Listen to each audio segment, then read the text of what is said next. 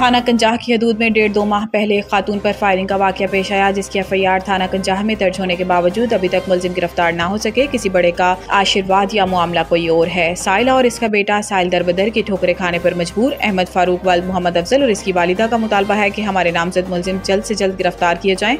SHO थाना कंजाह के लिए ये मुकदमा एक सवालिया निशान है। मेरा नाम शबनम, मेरा हामंद, मेरी संकन, मेरा जेठ मोहम्मद अशरफ, शान, तरफान ਇਹ ਜਿਹੜੇ ਨੇ ਕਿ ਮੈਨੂੰ ਧਮਕੀਆਂ ਵੀ ਦਿੰਦੇ ਨੇ। ਮੇਰੇ ਬੇਟੇ ਨੂੰ ਮੈਨੂੰ ਮਾਰਨ ਦੀਆਂ ਧਮਕੀਆਂ ਬੜੀਆਂ ਜ਼ਿਆਦਾ ਦਿੰਦੇ ਨੇ। ਡਰ ਤੋਂ ਵਜ੍ਹਾ ਤੋਂ ਅਸੀਂ ਬਾਹਰ ਨਹੀਂ ਨਿਕਲਦੇ। ਪੂਰਾ ਮਹੀਨਾ ਹੋ ਗਿਆ ਮੇਰੇ ਬੇਟੇ ਦੀ ਦੁਕਾਨ ਬੰਦ ਦੀ ਤੇ ਮੈਨੂੰ ਇਨਸਾਫ ਚਾਹੀਦਾ ਜੀ। ਇਹ ਬਿਲਕੁਲ ਨਹੀਂ ਜੀ ਫੜਦੀ ਪਈ।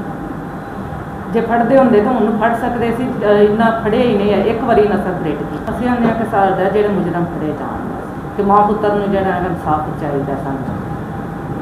ਅਸ਼ਰਫ ਨੂੰ, ਅਫਜ਼ਲ ਨੂੰ, ਸਮੈਰਾ ਨੂੰ ਤੇ ਅਰਫਾਨ, शान ਤੇ ਕੈਸਰ ਮੋਲ ਇਹ ਸਾਡੇ ਜ਼ਿੰਮੇਦਾਰ ਨੇ। ਮੇਰੇ ਬੇਟੇ ਨਾਲ ਚੰਗੀ ਮਾੜੀ ਹੋ ਜਾਏ, ਮੇਰੇ ਨਾਲ ਹੋ ਜਾਏ, ਮੇਰੀਆਂ ਬੇਟੀਆਂ ਨਾਲ, ਮੇਰੀਆਂ ਬੇਟੀਆਂ ਨੂੰ, ਮੇਰੇ ਬੇਟਿਆਂ ਨੂੰ ਔਰ ਮੇਰੇ ਜਵਾਈਆਂ ਨੂੰ ਇਹ ਧਮਕੀਆਂ ਦਿੰਦੇ ਨੇ ਤੇ ਮਾਰਨ ਦੀਆਂ। ਵੱਡੇ ਨੂੰ ਵੀ ਤੇ ਛੋਟੇ ਨੂੰ ਵੀ ਧਮਕੀਆਂ ਤੇ ਦਿੰਦੇ ਨੇ ਮਾਰਨ ਦੀਆਂ ਕਿ ਵੀਡੀਓ ਇਹ ਚਾੜਦੇ ਨੇ ਆਪ ਤੇ ਨਾ ਜਿਹੜਾ ਕੋ ਸਾਡਾ ਕਰਕੇ ਨਾ ਤੇ ਅੱਗੋਂ ਗੰਦੇ ਗੰਦੇ ਲੋਕ ਨਾਲ ਆ ਕੇ ਨਾ ਤੇ ਚਾੜਦੇ।